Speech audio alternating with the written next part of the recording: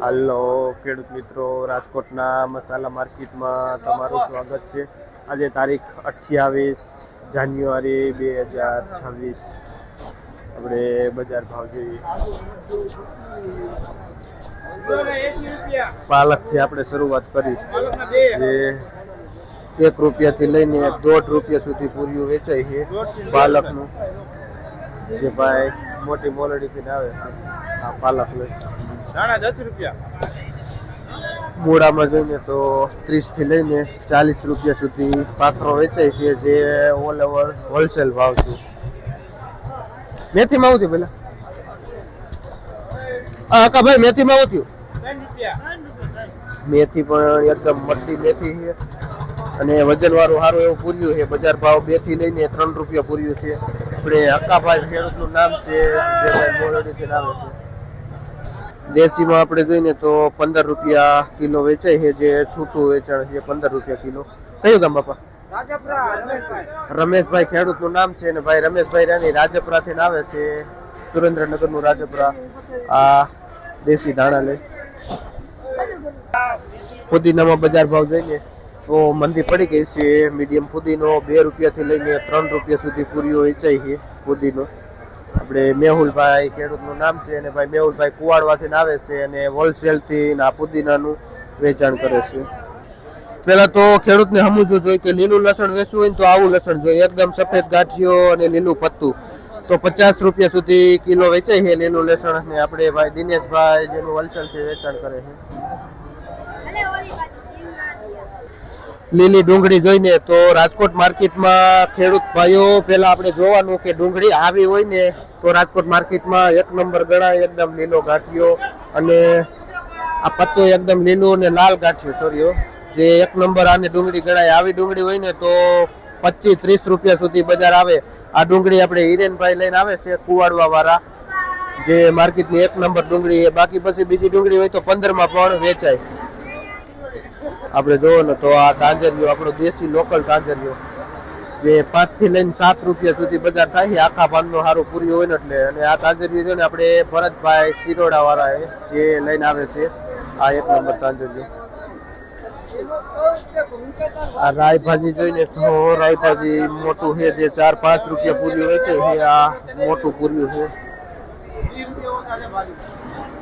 મોગરી જોઈને તો મોગરી 20 થી લઈને 30 રૂપિયા સુધી કિલો છે. મોગરીમાં બીટની જોઈને તો બધી જ વેરાયટી જોઈને તો 50-60-70 વાળા જેવા બીટ જોઈને એવો પાથરો મળી જાય છે. આપણે ઉમેશભાઈ બીટ વાળા છે અને વિપુલભાઈ બે વેચે છે બીટ. હોલસેલથી બીટનું વેચાણ કરે. 15 નંગનો પાથરો આવે છે. લાલ બીટ, નાના બીટ, મોટા બીટ, બધા જ બીટ આ ભાઈ પાસેથી મળી જાય છે. માર્કેટમાં આપણે જોઈને તો મેથીની સારી એવી ઘણી બધી આવક છે. એના હિસાબે બજાર ભાવ જોઈને તો 2 થી લઈને 3 રૂપિયા સુધી પૂર્યું થઈ ગયું છે. અને નબળી મેથી પણ વેચાવાની શક્યતા પણ નથી. જે મીડિયમ 2 નંબર મેથી નહીં આજે વેચાય એવું સ્થિતિ છે માર્કેટની. આપણે પાઉજા ધાણા જોઈને તો માર્કેટમાં એકદમ ચોખ્ખું અને ટૂંકું ધાણામાં 12 થી લઈને 15 રૂપિયા સુધી કિલો બજાર ભાવ થાય છે આ ધાણામાં.